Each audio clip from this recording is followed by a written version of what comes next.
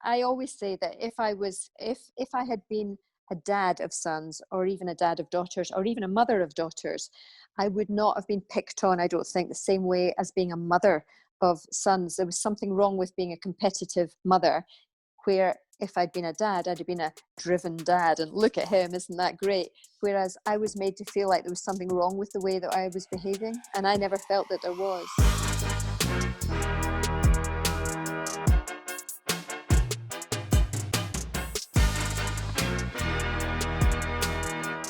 Hello and welcome to another episode of Talent Takes Practice, a podcast looking at what it takes to make the top of your chosen field and how we can use this experience to help youngsters maximise their own talents, whatever those talents may be.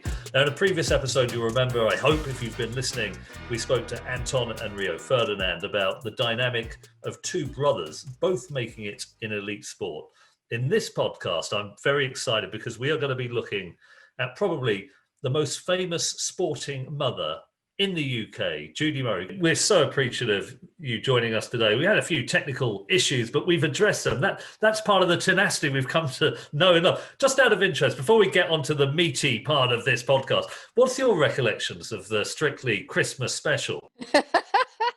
Oh, I mean, I go into these things to have fun and to meet people, and I made some great friends from my time on Strictly, and again from doing the Christmas special a few years later. And of course, meeting up with Robbie again was just absolutely brilliant, and we were taking the mick out of each other, something awful during all the rehearsals. And I think that I ended up thinking, I just want to do better than him, which is exactly what I thought when I did Strictly. I just wanted to do better than Tom Evans, who was the other Scot that was in it. We had this kind of friendly rivalry. But, it's a real challenge, isn't it? Learning a new skill and performing something that you're rubbish at in front of a live audience and millions on the TV. And, I'm not in the entertainment business, so it is a step out of your comfort zone. But really, you have to approach it with the fun. And for me, doing the Christmas one was great fun because of the people that were around us. There's a lot of dead time, and you end up talking a lot of trash with people, and Rob's very good at talking trash, and he was very much trying to talk me out of some of the more adventurous things that I was trying to do in my routine. And I have to say, he provided me with a lot of the fuel to try and get it as right as I could get it. And don't forget that I'm a granny, and these things are not easy. I mean, it's interesting when you mention about being outside your comfort zone, because I've seen Robbie in lots of different contexts. But when I looked at his face, because it was live, you were filming it as live, so millions of people watching, and Robbie looked nervous. But Judy, is it more nerve-wracking for you doing something like that, or being a mother watching your son play a Wimbledon final? And by the way, not just a Grand Slam final, because there's been a jinx on British male players winning that competition, I think, since Fred Perry. And it was like a national occasion. It wasn't just a sporting occasion, it was a national occasion. I know from my mother watching me play ping pong at the Reading Closed 1982 that she would get so nervous she could hardly hold down her food. What was it like for you? Tell us the difference in the kind of subjective feeling of pressure when you're out there performing and when you're watching your son or your sons. Well, look, I think that when you're a parent, it doesn't matter what your kids are doing. You just want things to go right for them. And in a lot of the things that they do, probably most of the things that they do, you know that you can't help them. They are at a distance from you. They're actually in somebody else's hands, or whether that's a referee or an umpire or a team, or whatever it is. But you just want things to go right for them. It just so happens that my kids do things in front of millions of people on the world's biggest stages. And with Andy, he's out there on his own. With Jamie, he's got a partner with him. But it hasn't got easier over the years. I mean, I think when they started out, I found it, it was fun. It was an adventure. We were learning that any disappointment or defeat was an opportunity to learn. You learn from what you couldn't do so well, and you took it onto the training court or the gym or whatever, and you worked on it. Where I found it really hard was actually when they got right up to the top of the game, and suddenly it was a completely different mindset that was needed to stay there, rather than the getting up there, which was relatively little stress, but and great fun, great learning experience. And I found it, as a parent, I found that time much harder in terms of watching them. And I always describe it as a mixture of a heart attack and severe nausea all going on at the same time. And, for me, it was the same kind of feeling just before you walked down those steps at Strictly at the Elstree Studios, when somebody says dancing the whatever it was supposed to be. It never looked like what it was supposed to be, as you know, Robbie. And that dread of actually doing something brand new to you, and you're terrified you're going to forget the routine. I was terrified I was going to trip because you were always wearing heels, and I never wear heels. So I never really felt comfortable. But I kept telling myself, that I've always used common sense and logic. But it was like, come on, it's 90 seconds. You've been practicing it all week. Come on, trust yourself. And actually, I never really did trust myself. But I have to say that you're only out there for 90 seconds. The kind of torture only lasts for 90 seconds. And when you get through it, whether you did well, somewhere in between, or rubbish, there's a sense of achievement because you've survived something that was really difficult, and you gain in confidence because of that. And I loved being part of that whole thing. But I think it's the same kind of feeling, but the Strictly thing was all on me, and it was very short. If I'm watching Andy or Jamie in a Grand Slam final, they can be out there for 4 or 5 hours, and the torture never stops. So, at the beginning of this podcast, when Matthew asked me about my sons, Judy, was it Andy or Jamie who showed the most potential? As a parent, as a mother, did you concentrate on subconsciously more on the weaker one, if there was a weaker one? No, it is difficult, Rob. It really is, because you want to be fair to both. And I think, when they were growing up, the boys are 15 months apart, and Jamie always beat Andy at pretty much everything through those formative years as the older brother, a bit bigger, a bit stronger. And I always say that I think that Andy owes a lot to Jamie for his mega competitive streak. He always wanted to beat his big brother, but Jamie was always beating him, probably up to about 12, 13. And for me as a parent, it was always easier for me if Jamie did better than Andy, because that was kind of like the natural order of things. When it was harder was when Andy started to beat Jamie, and would kind of gloat over it, and that was a difficult thing to manage. And I think that their careers went in slightly different, probably very different directions from 14, 15. Jamie stayed at home, finished school, and then went off to try to be a tennis player, and Andy went off at 15 to Spain because he'd run out of options. There wasn't a competitive enough environment for him with the right surfaces or the weather or anything in Scotland, and he went off to Spain. So they didn't see a lot of each other for a few years. But when Jamie finished school and he got his exams, he got his results, and he was going to go to American university, and then at the last minute he changed his mind and he said, "Mum, I want to do what Andy's doing. I don't want to go to American university." And I was like, oh God, because the cost of it was enormous. It was way more than we could cope with. But you can't give one the chance and not the other. And so we had to find a way to help Jamie to do it. But at that point, Andy's career was much further on than Jamie's, but you can't favor one. You can't give one the opportunity without the other. And so we tried with both. It's fascinating that, and I'd love to come back to it. But just for the listeners who are not familiar with your journey, I mean, you were a very accomplished tennis player in your own right. Amazing. I was amazing. You were the Serena Williams of the Scottish table tennis fraternity, obviously. But you had this background as an accomplished player, of course. And a lot of people, Judy, when they think about tennis parents, they think perhaps of Richard Williams, who would take Serena and Venus down, and he'd have a trolley full of balls and he would fire them at them. Or Andre Agassi's father, who would train them every day. And it was quite an oppressive atmosphere. But with you, Can you give us a flavour of what it was like? Were Andy and Jamie dragging you to the courts? Were you dragging them? And if they, for example, showed interest and then one day they thought, you know what, I'm not in the mood, how did you decide how hard to push them or whether you should coax them? How do you get that incredibly difficult balance right?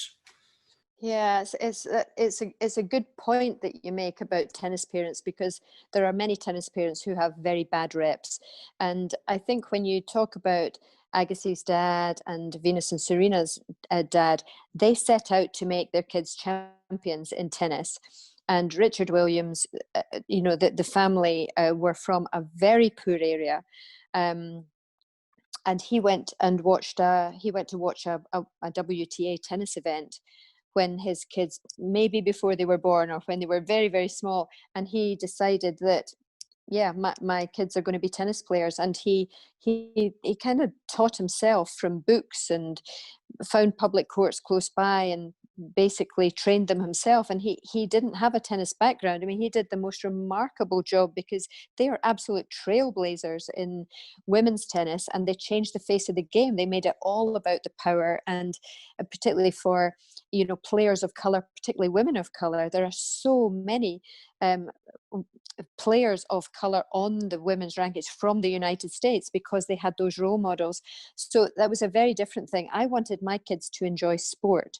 Tennis and badminton were my sports. I played badminton in the winter because we didn't have any covered courts, and our weather is pretty crap in Scotland. So you did tennis in the summer and you did badminton in the winter. And I played for Scotland at both of those sports. That doesn't mean I was great. I was just, I mean, the playing pool, or the competitive playing pool amongst women in tennis in Scotland, was very small. In badminton, it was probably a little bit bigger, but that was kind of what I did. But I enjoyed all sports at school. So when my kids were small, I wanted them to try everything, in the same way that me and my brothers had tried everything. And you know what it's like, somewhere between 8 and 10, you start to pick the things that you enjoy the most. And for Jamie, it was golf and tennis. For Andy, was football and tennis. And if I look at Andy, who obviously went on to be world number one in singles and won his Grand Slams and his Olympic golds and the Davis Cup, he was playing as much football as tennis up to about 14 and a half. He played for a little club called Ochterarder Primrose, played for another one called Geerdach in Falkirk. And actually the football training did his fitness training for the tennis. He had a completely different set of friends that he went to football with. They were all in his class at school, and a completely different set of friends that he did tennis with. The tennis was, for the most part, individual, or you played a bit of doubles, but it's me against you sort of thing. Whereas the football was all about being part of a team and working together. And for me, it was absolutely perfect. And then it got to a stage where he had to make the choice. He got the chance to go to some kind of centre of excellence or training thing with Glasgow Rangers, which was I think it was an 8-week block that he had to commit to. And at the same time, he was to go to Italy to play with a GB squad in a tennis thing. And I said, you got to choose, you choose. And he chose the tennis. And that was really how it kind of started going more down the tennis route. But he loved the individual combat of it. But he also, he loved the team sport. And was he good at football, Jude? Yeah, he was. And it was interesting, because the two positions that he liked to play in were goalkeeper and centre forward. It was like, I mean, who does that? But he liked the whole thing of being the goalkeeper and trying to save things, the challenge of saving it. And of course, he loved the whole thing of being the goal scorer and the kind of hero of his little junior team. But he went down the tennis route in the end, but it was his choice. And I think that's a really important thing with kids, is that we don't force them down what might be our choices, because I don't know anything about football, so of course it's easier for me if he chooses tennis. Well, I know that. I should have said, I'll phone Robbie and ask him what he thinks. But yeah, I think it is important for them to make the choice. And Jamie had a 3 handicap of golf when he was 15, and he plays golf right-handed, because we couldn't afford cut down left-handed clubs when they were small, so they had literally one set of cut down clubs when they were little. But he went on without too much effort to be actually a very good golfer. But that kind of is always, I bring these points up often when I'm speaking, because I talk about the importance of investing in the physical skills with kids, the same physical skills that underpin all sports. And actually, you know, if Andy, he started playing golf. He played a bit when he was younger, but he never really had a handicap. And he started playing golf again when he was injured with his hip. And him and Jamie would go out and play early in the morning to get around it. And eventually he'd done enough to put his 3 cards in to get a handicap. And he phoned me up and he goes, "Mom, I got my first handicap at golf." And I went, "Oh, that's great. What did you get?" Expecting him to say 28 or something like that. And he goes, 6. And I went, No. Wow. 6. Wow. And he went, Wow. "Yeah, I know, I should have had 5. Judy, it's fascinating to hear you say that, because this idea that I think is in a lot of people's minds of early specialization, you know, get Tiger Woods playing golf at 3 and then drill them relentlessly. If you look at most top sports people, they often had quite a range. They were late specializers. And Andy, I think you said he specialized at something like 14 when he got the offer from the football club and had to make that choice, and you're encouraging them to do. I mean, there's actually quite a lot of evidence to back that up. Yeah, I mean, I would always advocate that kids try as many sports as, because you don't know what you're going to like, you know, until you've tried it enough. And I think a lot of what you do as a parent is obviously formed by what you've experienced, it, you know, in your life. And I went to a school that was a girls' school and my dad sent me there when I was in primary 5, so I'd be about 10, because I was sporty. You know, my mum and dad bit the bullet and sent me up there because you know, the fee-paying schools do offer you much more opportunity in sport. And, you know, I'll always be very, very grateful to them for that. So I did hockey, netball, badminton, tennis, swimming, you know, for the school. And I loved the team things. And I think that so much of what I enjoyed about sport formed me to think, I want my kids to enjoy that about sport. And therefore, when I started to work as a volunteer at our local tennis club, when my kids were in nappies, I was just doing a couple of hours a week and I wasn't a coach.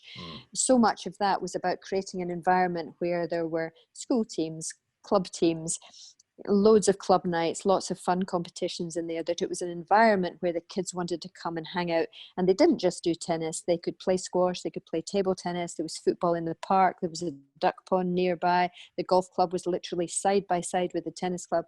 It was a fantastic sporty environment for kids to thrive in. And there were, you know, numerous adults. I started a mum's army. You know, I got all the mums in to help me to run competitions, run the cafe, you know, extra pairs of hands, because nobody wants things to happen more for their kids than the parents do, and it's usually the mums that were around during the day. So, you know, my kids grew up in a place to hang out that had lots of different things going on, and lots of kids their own age and older and much, much older to play with them or look after them. So it, you know, it was perfect. You know, in football, Judy, I think the rewards now to be a professional footballer, some parents really push their kids. And, you know, if they've got, you know, I think it's 0.05% of 9-year-olds who actually get into academy go on to play in that first team. With tennis, you know, there's lots of kids who want to be the next Jamie or Andy Murray. What's it like with the parents? If there's a bit of potential, do they think that? Because in football, all the parents I speak to at grassroots think, well, they're gonna be a footballer, but it's not gonna happen. Yeah, I think this is where I'm such a big believer in the need for more.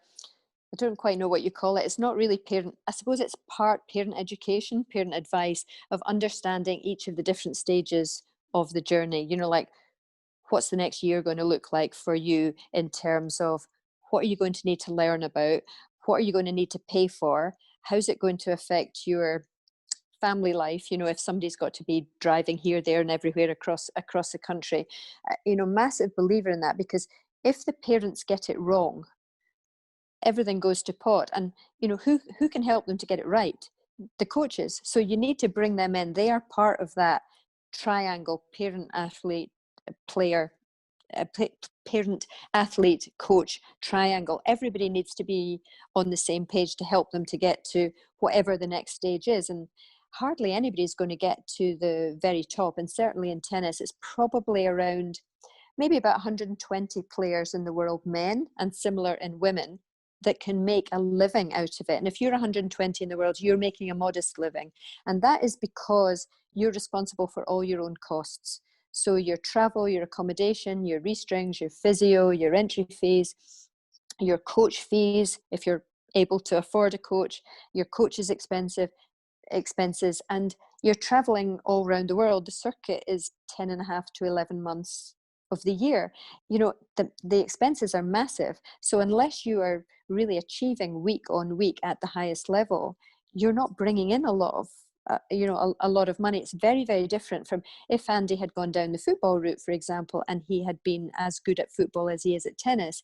He would have been signed up by a major club, or probably several major clubs over his career, and he'd have had a salary, a bonus system, and everything, training, everything would have been covered. But you know, the onus is very much on the parents to make everything happen if your child goes into an individual sport like tennis. And it's really only the very best that can survive and make a career out of it. So if these are other things that parents need to understand, that it's not as simple as saying, well, actually, look what Andy Murray did or Jamie Murray did, and actually you can do it as well because you happen to come from a small town, and you know, you've got a chance and you're very talented. The chances of it are small. So actually keeping up with your education and not putting all your eggs in one basket is absolutely crucial in my opinion. But informing the parents and helping them to understand the journey that they're on and keeping it measured is really important. Otherwise you just see the eyes on the prize, you know, the big money that exists at the top of the game, but you don't necessarily understand everything that goes into helping you to get there and helping you to stay there. That's why I wasn't a tennis player, Judy, because only the best made. I could be a rubbish footballer and still make it. That's why I chose football. I wasn't bad. You know, Judy, you mentioned there, but and Matthew's wrote his book, hasn't he, about he bounced 10,000 hours. Because Matthew believes, I'm sure you've read the book, that if you can do 10,000 hours, you can be an expert in something. I don't think that is the case with football. I think you can be better. But do you think with the racket sport, you can become an expert with that philosophy? Or do you think you need that natural talent and then the hard work comes in? I think you need a bit of both. I get asked that a lot about the nature nurture thing, and you know, I think you know, we all have characteristics, physical and mental, from our parents. We do. We are all products of our environment. You know, so certain things that we're born with, but you know, the putting the volume in definitely needs to come in at a certain stage of every career. What that volume is, I think, probably depends on what the sport is, and maybe the personality of the child. But I would say that from when, if I was talking about Andy, from when he went to Spain was when he got the volume at 15, you know, because we couldn't afford the volume, and also he didn't want the volume at a young age. He wanted to do his football, he wanted to do his tennis as well, he wanted to go swimming with his pals. Well, they didn't go swimming, they just did all those water flumes and things like that. But that's the social side, the educational side, and the sports side. You need a balance of that to give them a normal as possible an upbringing. I'm totally against the hot housing from a young age. I think it's just too much if you put all your eggs in one basket, because the chances of it going right in a straight line are so small. The chances of you getting to the top are so small. And if that's your dream and that's what defines you, and suddenly you realize it doesn't work, it's absolutely devastating. It's like you know, what I see in football, you know, kids get picked up by academies, they get signed up, they get labeled, they get, you know, and they get almost like this feeling that they're right, I've been picked, therefore I'm going like this. And parents often think that as well. And it's never, well, it's very rarely that it happens like that. I'm very against labeling of kids at a young age. And we have it in tennis. We have a rating system, which can start from when kids are sort of 6 or 7. You Wow. play with a certain color of ball, and you have a rating, and you can move up a rating if you win a certain number of matches. And I'm thinking, these kids are primary 2 and primary 3. What? You just let them play. Yeah. Don't label them. And if you label them, you know, the label can only be taken away. It's like, so why have it? Don't have something like that until they're old enough to understand it. I think it just causes a lot of problems. And I think there was a football club, I think it was Bayern Munich, sometime earlier this year perhaps, that said they were getting rid of all their under 9 and under 10 teams, where they picked what they thought were the best kids from the surrounding area. I think it was, yeah.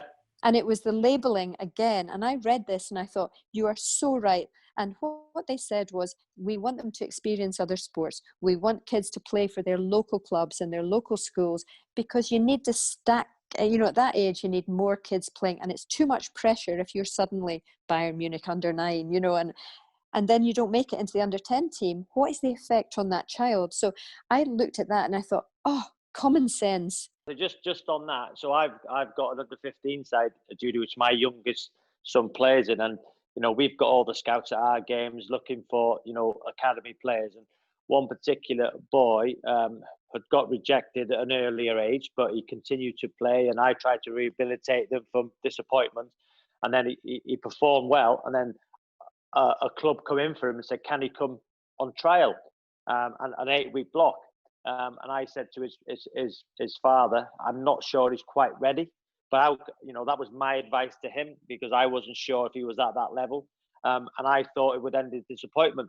So because clubs are that desperate to get numbers in to facilitate games when they're only looking for 1 out of 15, I said, listen, if it was me, I wouldn't go. But listen, you do what you want. So the boy went into the club, and 2 weeks, they let him go.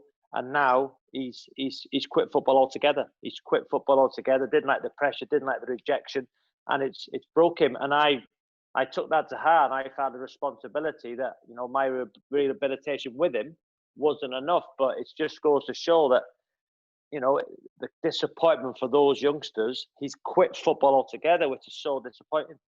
On the labelling, Judy, they're if you've heard of this gifted and talented programs that they have at school, it's not about sport, it's about educational attainment. And the danger of it is the label becomes more important than the game, or more important than the activity. And those who are labelled, great evidence that those who are labelled gifted and talented, they think they're so gifted and talented, they don't really need to work hard, which is obviously important too. And those who are not gifted and talented think they're basically finished. So it undermines their motivation too. So I think you're right. It is common sense in a way that you get them to love the game, to love the activity, to grow organically, rather than sort of imposing these labels upon them. However, Judy, that Mike, the producer, has told me on WhatsApp, I need to ask you one of the questions that we asked to all our guests. So the first of our 3 big questions is, you're a great coach. What was the weakest part of your coaching skills that you had to work the hardest to improve on? Definitely it was the biomechanics, the technical understanding, because when I was young, there were no tennis coaches. So I learned from my parents, and then when I got good enough to play with the older kids at the club, I learned from playing with older kids. And then when I got good enough to play with the adults, they taught me how to play the game, singles and mostly doubles. So you just learn very naturally by other people that were around you. And I think looking back, what I also realized was they taught you not just about tactics and positioning. They actually taught you about intergenerational bonding and how to communicate with older people. And so often now what I see is kids get pocketed into age groups, and they play with their age group, and they learn age group sport, and they learn age group communication. And so I think that, when I started out at the club doing just a few hours a week, when my mum could look after Andy and Jamie, I wasn't a coach. So I basically showed them how to play the game. So tactically, how do you make it difficult for the person on the other side of the court? How do you make them run? Forwards, backwards, short ball, lob, side to side, changing the pace, all that kind of stuff. Yeah. And, I learned with a wooden racket. So I learned old school tennis. And what I realized was, when some of the kids that I'd been working with for a few years they were getting quite good. And I thought, I don't understand double-handed backhands, topspin serves, these Western grips, like Rafa uses, where the hand is very far around the racket. I thought, I don't get any of that at all because of how I played the game. And actually getting to grips with the biomechanics and everything Yeah. was probably the toughest thing for me. And actually all it did was, when I went on courses, was it bamboozled me with big names and difficult to understand. I just talked to me in layman's terms. And so I was getting all this angular momentum of the, the shoulders and stuff like that. And I went, I said, I just say to the kids, turn your shoulders a little bit more. And the guy would say to me, yeah, that's fine. And then, getting to grips with it. And then I realized I don't need to get to grips with it. I just need to understand it. And I need to be able to express it in layman's terms, because I'm talking to children. And I think I often hear coaches, they go off on courses and they immediately come back with all these big names and trying this and trying that. And it comes back to the common sense again. What are you trying to do? You're trying to learn how to play the game. Of course, the better your technique is, the better you can play the game. But playing the game is more important to, that's where you're going to get competitors. That's where you're going to get winners. If kids get obsessed with how they hit the ball and biomechanics and techniques, they look for their solutions in a technical solution. And when they're in the game, when they're in a football match or a tennis match, you don't have time to think about all of that. You have to think, where do I want to put the ball? Where do I have to go to next?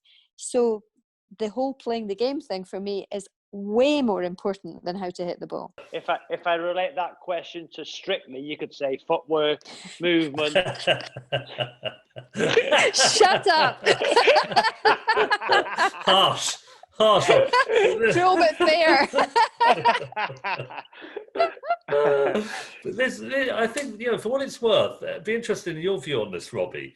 This idea that there is a coaching manual with a set of templates, technically and biomechanically, that young players need to use. I mean, in cricket, this was massive when I was growing up. I was crazy about cricket. I got a book by Geoffrey Boycott, How to Play Cricket the Right Way. And it told you exactly how you lift the bat, where your eyes should be over the stumps, and a whole range of other things. And if you broke it, it was almost like you were being sinful. And you watch someone like Steve Smith now, who's learned to play by thinking of solutions rather than trying to fit his technique into a set of templates that were imposed by a coach. He's a beautiful player. He's also very adaptable to different types of bowling, different weather conditions. I mean, I totally get what you mean, Judy, in relation to tennis. Robbie, do you think there's something in that in football coaching, game-related activity, not too much technical analysis? Now this thing in football where goalkeepers have to play with their feet, and if they, that's the modern day goalkeeper. I say to my goalkeeper, listen, keep the ball at the net, make saves, simple as that. If you can play out, great. My defenders, listen, try and keep clean sheets, try and play out, but your job is to stop the ball going in the net. Midfield players, can you get the ball in the half term, look forward? And in the final third, the attackers, go and express yourself, make mistakes. The biggest thing for me, Judy, is with my team and my son is, don't be afraid to make mistakes. We all make mistakes, as simple as that. If you don't make mistakes, how do you learn? And, if they keep making mistakes, there's a problem. But, of course, they've got to make mistakes and try stuff. Express yourself. There's no point being safe. Go and enjoy yourself, first and foremost, and express yourself. But fundamentally, as a footballer, it's a team game. Goalkeeper makes saves. Defenders keep the ball at the back of the net. Midfielders try and be a little bit creative. And in the final third, forwards, express yourself. It's simple as that, really. Apparently, I keep going off script and we need to keep to the template.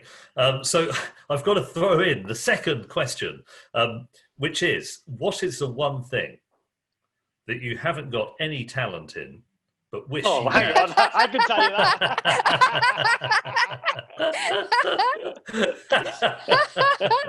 that.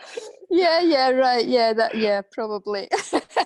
Yeah, Judy, do you remember when we were at Buckingham Palace? And that was a great story. Do you want to tell it? The story of Buckingham Palace, Matthew, myself, and Judy. We went to see Camilla. Was it Prince? It was Prince Charles. I'm not sure. But No, Camilla just was there. Camilla. So tell the story about the cake. Yeah. Come on, Judy. Yeah. So there's a cake. There's this. We're absolutely starving because we've been in there for ages, and it's an afternoon tea dance, and they bring out the food, and there's this amazing chocolate cake, and I'm just waiting for it to come round to me, and I'm going, Robbie, pass that on, and I went, oh, chocolate cake. I said, really good for the footwork, and he just looked at me deadpan and went, you better have the whole bloody cake then. I think there was an expletive in there as well, wasn't there? Judy, can I look? One thing that's striking me here, we talked to you a lot about bringing through kids. I'm conscious of the fact, Robbie, I don't know if this struck you too, that when you came into tennis coaching, almost all of the coaches out there were men. They were dads. And you would read this stuff in the national press, this Judy Murray. She's always out there. You know, you broke the kind of the stereotype of what a coach should look like. The other thing you did, which people thought was completely unacceptable, is you pumped your fist. I remember reading a piece in the Daily Mail saying, why can't she be more like Tim Henman's mum, who is demure and doesn't show her emotions? It's almost like you broke a whole range of golden rules that were knocking around at the turn of this century, the first decade of this century. And you just kept going. And I know from a conversation I had with you, I think I did a public event with Jamie, and maybe it was Jamie and Andy, somewhere in Scotland. We had a chat beforehand, and it blew me away, the difficulties you had faced as a mother, just trying to help your kids and develop them as tennis players. Poison letters, insults. Just give us a flavour of what that was like for you. Yeah, it was... I think that when I started coaching at the club as a volunteer, nobody was doing anything at the club for the kids. So therefore, I wasn't stepping on anybody's toes. And I built it slowly, and I brought in the Mums Army, and we grew this amazing community club for all the kids in the village. And some of them started to get really pretty good. And I don't mean Andy and Jamie, I mean older ones than them. And my first success as a coach was Dunblane High School winning the boys Scottish Schools Championships completely out of the blue. Nobody had ever thought that it wouldn't be anyone other than one of the posh schools that would win something like that. So that was a big thing for me. And then when I moved into the wider, what you might call a county, we called it a district. And I started to, there was about 18 clubs in our district, and I started to create activity for the best ones from each of the clubs, as in district squads. And we did with quite a strong district squad program, about 66 kids in it. And for me, that was about keeping them playing during the winter was the challenge. And I used to book school halls in the days when you were allowed to pick up the key from the janitor and open it up yourself and then hand the key back. You're not allowed to do anything like that anymore. But rubbish courts, polished wood floors, zillions of lines up against the walls. But I used to do that on a Sunday, and I'd go 3 different schools, one after the other, for an hour and a half each time around the area, picking up the keys, etc., etc. And then I moved into being the national coach. And I got the national coach job, and it sounds quite a grand job. It wasn't back then. Nobody wanted that job because we didn't have indoor facilities. We had no good players, no international coaches, nothing like that. We had no infrastructure. So it was never going to attract somebody from another country to come in. And I had just passed the LTA's Performance Coach Award, which was their highest level of coaching award. And I was the first woman to pass it. And I didn't pass it because I was a good coach. I passed it because I was clever. I found it was very academic. I found very information based, whereas I would have rather had a lot more practical stuff. And because I could do all the projects and things like that, I passed it, but it didn't make me feel like I was a good coach. So I took all the information that I got from that course, and I tried to practically apply it with all the kids that I was working with. And when I got the national coach job, of course, I had the chance to apply it, but at no time was I ever stepping on somebody's toes. The challenges for me came when I stepped out of Scotland. I was leading the way in Scotland because nobody else was doing anything. And when I went down south was really when that was more when I encountered maybe not so much, I suppose it maybe became a problem because you're one of very few female coaches, and you're not anybody of any great significance, and I don't know. I found that difficult. What I would have loved to have had was somebody that I could learn from, instead of having to find out everything for myself. I started to travel overseas to go to conferences and workshops. I got the chance to travel with the British 12 and under and 14 and under girls teams because I was a female coach. Because if it was me, if it was my daughter, I'd want a a female coach traveling with my young kids, taking them to another country. But what it allowed me to do was learn as I went. I wasn't experienced in doing that, but I spoke to every other coach that was around. I filmed things, on my clunky video camera. I've got notebooks full still up in my loft of everything that people said to me, because I needed to learn how to form players, and I didn't have anybody to learn from. But I think that even still now, when I passed that Performance Coach Award course, there were 18 men on it and 2 women, and it was a year-long course, and it was a very uncomfortable place for me to be, and the other woman that was on it, who was very much younger than me, because you're scared to put your hand up and ask a question or answer a question, because I was the only part-time or voluntary coach on that course. Everybody else was at a big club down south, full-time coach. Many of them were ex-players, Davis Cups and so forth. And there was a lot of ego around, not in all of them, but in a lot of them. And I found it a very uncomfortable place to be. And I think it's so much why now I do so much to try to encourage more women-only courses and workshops and organizations, because we need to be secure and confident. And if you're very much in the minority, whether that is gender, race, social side background, etc., it's just very, very tough. So we've got to spread the net wider, and we've got to be more inclusive. So yeah, and when when Andy sort of burst on the scene in Wimbledon in 2005, and I was in the player box pumping my fist, and come on, all this sort of stuff. And I always say this to people, I'm not doing it every single point. I'm only doing it when it's a really good point. And also, I think what people have to remember is that you've been there the whole way through, from whatever they played in under 10s all the way through, when nobody else is watching. And when they look at you, they want some kind of positive reinforcement. Kids pick up on everything from you. And I learned that very early on, that if you're sitting there with your head in your hands, or shaking your head, or tutting, or whatever, they pick up on it. And they don't need your anxiety. So everything I do is very, very positive. But with something like Wimbledon, where there are no ad breaks, and the cameras and the commentators need somewhere to go between the points at the end of sets, they will find you in the player boxes. And we were brand new in that Wimbledon 2005. And suddenly I found myself being picked out on the TV, in the papers, and the pictures that they always showed were ones of me baring my teeth or pumping my fist and looking like some kind of demented lunatic.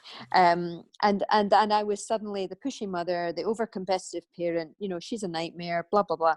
And I was thinking, oh, wow, I am absolutely, I'm not like that at all. But, and I didn't react to any of it. I didn't do interviews.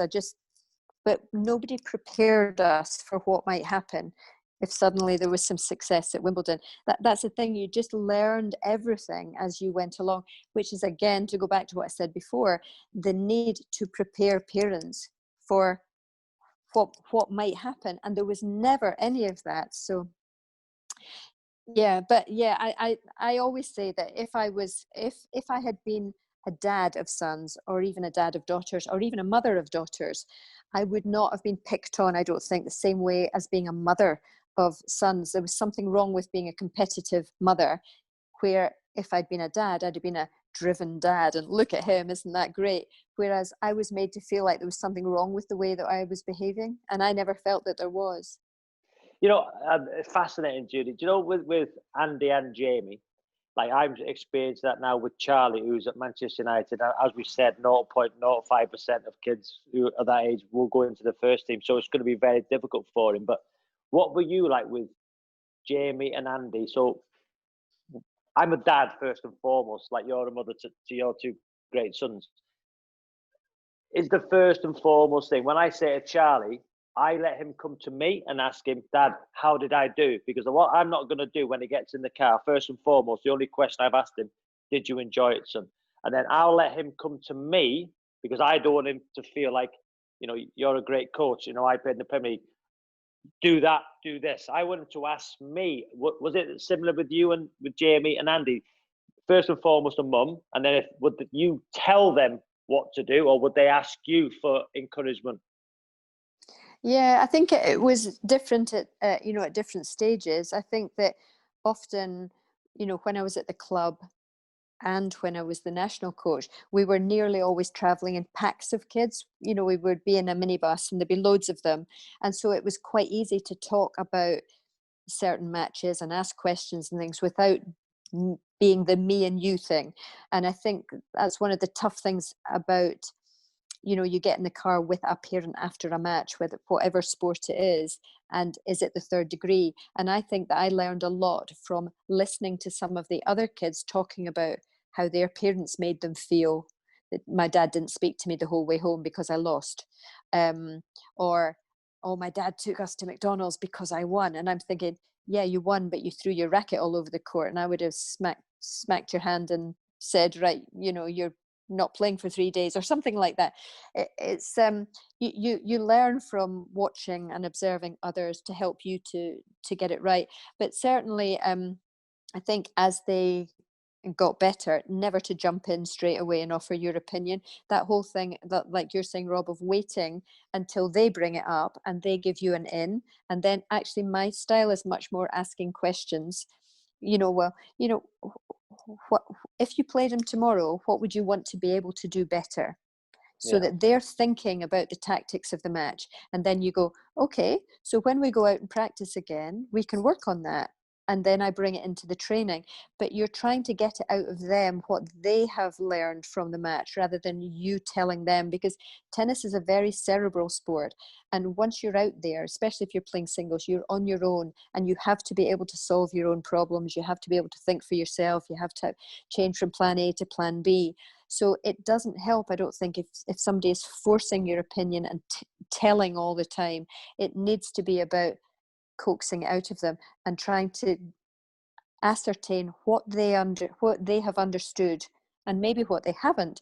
And if there are things that they haven't noticed, I mean, it's much easier now, I think, because you've got phones and you can actually film things and be able to show them things. And you know, when we got to the stage when we had one of these clunky video cameras, I'd go, have a little look at that when you've got a moment, and tell me what you think. Tell me what you see. And I would never force it on them, you know. And nearly always they would at some point go and have a look at it, and they go, "Mom, I saw this and I saw that," and then it comes from them. I think you have to be quite smart. You know, the better you understand the person who's in front of you, and when it's your own kids, you do understand them. The better you know them as people, the easier it is to find the right way to influence them, because you know what makes them tick, you know what they're going to rebel against. But you know, at the end of the day, you're in it together. You have to help them to make the next step forward. It's just, I think it's about like not forcing it on them, just making them feel like they've come to it themselves. But if things are not going right, they know you're in their corner. You're not, I'm just there when you're winning, son. You know, it's like, for me, that whole thing, the whole way through their journey through the juniors onto the men's tour, was all about learning. And every time there was a disappointment or a defeat or whatever, you always learn a bit more, I think, when you lose. And so I never got caught up in the winning and losing. I always saw the long term thing and the opportunity for, what do we do next? What do we do? And if you take them with you, because they see it and they felt it, and then they feel confident because they know that you're in their corner and you're there to help them. They're not just there on their own. It's a great philosophy. And when you're fast forwarding, and we've talked a lot about the development of Andy and Jamie, and honestly, it's just been so interesting to listen to your coaching philosophy. Brilliant. Yeah. I hope so. You express it so brilliantly, and it all resonates powerfully with me. But Andy gets to the final of his first Grand Slam. And by the way, Andy is competing in by far the most competitive era in the history of men's tennis. You know, this three-way rivalry between Djokovic, Federer and Nadal, the three greatest players who have ever lived and may ever live. And Andy's trying to break into this closed shop, this monopoly of kind of genius. And he has a number of reverses in Grand Slam final. He gets to the final hurdle and can't quite get over it. What do you think was the most significant change for him to get him to win that first Grand Slam, which was, of course, that historic US Open? I think it was probably having Ivan Lendl in his corner. Ah, interesting. Yeah, I mean, he was obviously he'd been in the four finals and he hadn't won. But I think that every time this is me talking from hindsight. At the time, I wouldn't have known it, but I think that every time you're in that situation, you learn something from it. And of course, he's playing in the strongest era of men's tennis of all time. And, it's going to be incredibly difficult. Whoever you play, you're going to have to play one of the three of them at some point during that event. But I think that what we came to realize was that none of us who were in his support team had the experience of knowing what that felt like, to be preparing or playing in a final, to win a final or to lose a final, what that felt like emotionally. So his tennis and physically he was good enough, but mentally, who could really help him to get into the mindset that helps you to convert that? And of course, there's never any guarantees, but it just seemed to me that we need somebody in the team who's been there and done it, and who can help him with on the day of the Grand Slam final. I mean, I got incredibly nervous on the day of the Grand Slam final, and my whole common sense kept telling me, stay out the way because you're so nervous. He'll sense it. He'll say, why are you acting like that? Why are you saying that? Why are you doing that? You do act differently in those situations. You don't mean to. For some reason, it just kind of happens. And I could sense that. And when we brought Ivan in, he had very similar history to Andy. He'd lost 4 Grand Slam finals before he won one. And his mindset on preparing for a Grand Slam was just, right, we're there a week in advance. We take each match as it comes, but actually we are practicing to play depending on when the draw came out. When the draw came out, you would find you might be in the bottom half of the draw, and maybe you've got Djokovic in it, or you're in the top half of the draw and you've got Nadal in it. So actually, we're preparing to play Nadal in the semis or Djokovic in the semis. So a lot of what you do tactically is actually with your mind on that, but you never take yourself away from the first match. You can never look too far ahead, but you have to be preparing for what's further down the line, because that's what you're aiming at. He was very good at helping Andy to set his focus and to reset his focus if he was becoming distracted. So you can be distracted by all sorts of things, a double fault, somebody shouting from the crowd, a bad call, a gamesmanship from somebody on the other side of it. And you can't afford to do that, because in a Grand Slam, because you're playing best of 5 sets and you need to win 7 matches across a 13-14 day period, you can't afford to waste energy. And in men's tennis, the level is so high across the board that if you have a lapse of concentration and you lose serve, the set's gone, and then you're having to play another set to make up for that. And eventually that all accumulates towards the end of the tournament in fatigue. So he was really good on that resetting the focus and don't waste energy. Just get back on it. And that would be something that Andy definitely needed help with. So I would say that Ivan helped him to learn how to manage everything through the preparation and through the course of the 2 weeks of a Grand Slam, because that is a long time to keep your concentration and your intensity. Yeah, and what a match that was. I think Andy said, I interviewed him, and I think he said that there was a period. Did Djokovic get back from maybe 2-1 to 2-2 in sets? I might have this completely wrong, but Andy said he took a bathroom break. There was a mirror in the bathroom by the court at Flushing Meadows, and he gave himself a pep talk in the mirror to get him ready for that final set. And that breakthrough, I mean, I'll never forget it. Am I right? Was it 2-1 and he came back to 2-2? It was 2 sets to love up. He was 2 sets to love up. And that's the thing with tennis, is you can never sit back and go, 2 sets up, he's going to win now. You can't, not when Djokovic, Nadal, Federer are so good. They're such great competitors that you can never relax. And so I'm watching it, and I don't sit beside anybody. Nobody sits beside me. I just have my eyes trained on them the whole time, and it's torture. It's honestly torture. It's heart attack, nausea. It's the whole thing going on at the same time, and you're out there for hours. So 2 sets to love, and then suddenly it's 2 sets all. He goes for the bathroom break. He comes back in, and he walked back from the umpire chair, and he served down the end that our player box was at. And there was something about him that made me think, I think he's got this, because you can see, I suppose, the eyes, the body language, the whatever. And yeah, I read that afterwards, or, you know, that about looked in the mirror and I'm not letting this get away from me again, and came out with this kind of renewed, I'm going to do this, and managed to win the fifth set. So The amount of times I looked in the mirror as a footballer was incredible, really. You're always looking in the just mirror. with the hair gel. Exactly. I was drying my hair. Listen, Judy, we got that's classic Roberto. Brilliant. Judy, the third and final question that we asked to all our guests: what was the best piece of advice anyone has ever given you, and who said it? I think it's a bit of a cheesy one, but it's the one that I always remember, and I always used to say it to my kids. I went to a junior tournament in just outside of Stuttgart. It was an under-14 tournament, and I was with a GB team. And the guy who ran the tournament, German guy, he was very small, and he stood up on this chair to address all the players and all the coaches right at the start of the tournament. And he said all his piece, and then right at the end he said, reach for the stars, but keep your feet on the ground. And I loved that. And I thought, you know, and it's kind of what I've always felt. Why shouldn't we reach for the stars? So long as you keep yourself grounded, common sense, logic, appreciate everybody that's around you, be polite, be humble.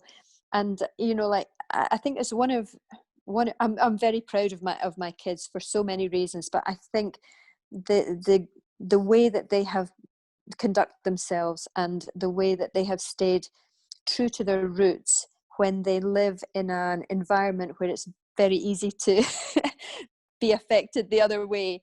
And I think they've done a really great job with that. And that's probably the one I go, reach for the stars, you keep your feet on the ground. When I left Manchester United, my mum said to me, Jude, it's nice to be important, but it's more important to be nice. And I'll never forget that, you know, and I think it's true, you know, that is the truest thing my mum's ever said to me, that no matter how well you do, remember the people around you, you know, don't get big-headed, don't get carried away.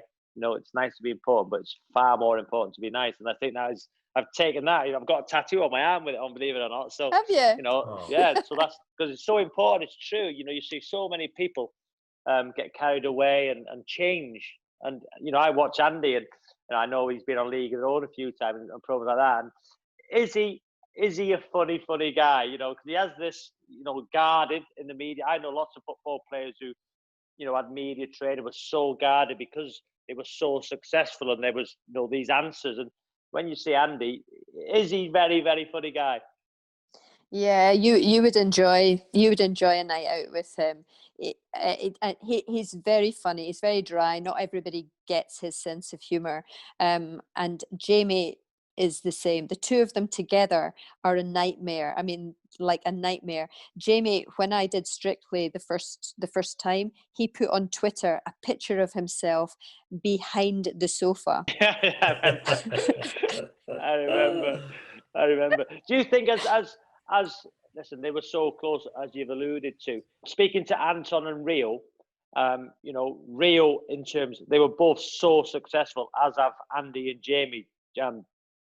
Jamie winning, Grand Slam doubles tournaments. Anton and Rio, they were so close, and they both wanted each other to do so well. And I suspect it's the same with, you know, Jamie and Andy, where Jamie wouldn't say, I wish I would have won a Grand Slam singles. Do you understand what I mean? Well, I think they would probably both be so happy for each other. Yeah, they really are. I mean, they're each other's biggest supporters and each other's biggest critics, but in a positive way. You know, I think Andy knows as much about Jamie's results, play, opponents as he does of his own. And I think that's the thing. They can say things to each other that other people might not feel confident enough to say to them. And I think you need to have that. You need to have the family that can tell you how it is. And Jamie, of course, understands the top end of the game, as Andy does as well. And I think having each other around on the tour and in Davis Cups, Olympics, things like that, I mean, it's incredible. Like for me, the most time that I get most emotional and the most fun out of watching them, so long as they're winning. It's not much fun when they're not winning, but it's when they're playing together, and that usually has been Davis Cup a few times on the tour, but they are incredibly supportive of each other. It's very difficult for them to watch each other playing live because they can't go out into the crowds because they provide a distraction. But I don't know if you remember at the Australian Open a few years ago, Jamie won his first Grand Slam title, and Andy was playing in the singles final the next day, and he was watching it the hotel, and he watched it in the hotel, and Jamie got into a position where Andy thought, I think he's going to win, and Andy ran from the hotel, to the courts, came in and was there for the last 2 games, I think. And when at the trophy ceremony, Jamie went, Andy, what are you doing here? You've got a singles final tomorrow. Why are you here? And Andy was messaging me and he was going, I couldn't miss that. I could not miss him winning his first Grand Slam title. But yeah, they're incredibly close, and they're incredibly supportive, and they can be incredibly critical of each other in a good way. So what would you say to parents, Jude, and who kids who are starting out in all kinds of sports? As a parent who's been there, who's done it, who's been a coach, who's had 2 wonderful sons, successful sons. What would you say to parents whose kids they might think have half a chance? What would you say? What would you say to those parents, the pushy parents, the parents who just sit back and listen? What would you say to them? I think that I would say try to learn as much as you can about what the sport is going to demand of them at whatever stage they're at, and what it's going to demand of you as the parent.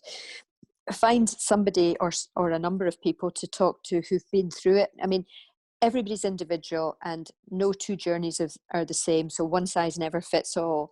But I think the more you can speak to people who've been through it, who can help advise you of some of the pitfalls and some of the things you might have to know about should they be successful, then you've got more chance. And it's not to say that anybody's trying to put you off, by saying, well, actually we did this and it didn't work out. We are all different. Everybody's on their own path. But I think as a parent, you can't underestimate how much you can help your child if you understand.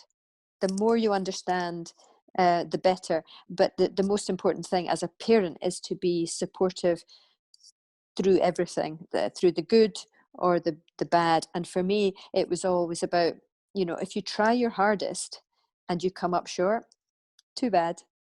But what can we work on? I've got to tell you this as well, Jude. I'm not letting Matthew get away with this. A racket sport, ping pong, table tennis. Matthew, how old's Teddy, Matthew? He's 6. Judy, Matthew was paying Teddy 20 pence a shot if he'd done it well. What do you think about that, Jude? Yeah, that was, Judy, I admit, this was terrible parenting. I know, complete error. I think I mentioned it in the podcast. Robbie and I used to do it with Fred, and they were looking at me. You're clueless. But I did stop doing it. In fact, funnily enough, Judy, one of the things he said earlier is you need to know your children well. And sometimes, particularly with Ted, the 6-year-old, I think, I don't know him at all. He's a complete mystery to me. But this has been fantastic. Look, Rob, I've loved it too. Great to see you. It's been amazing, Judy. honestly. Yeah, Judy, thank you so much for joining us. And thank you, Robbie. Thanks, everyone, for listening. Please remember to rate and review our podcast from whichever platform you get it. Spread the word if you can. Robbie and I will be back with another stellar guest, probably not as good as Judy, but we look forward to seeing you then. From now, from all of us, goodbye.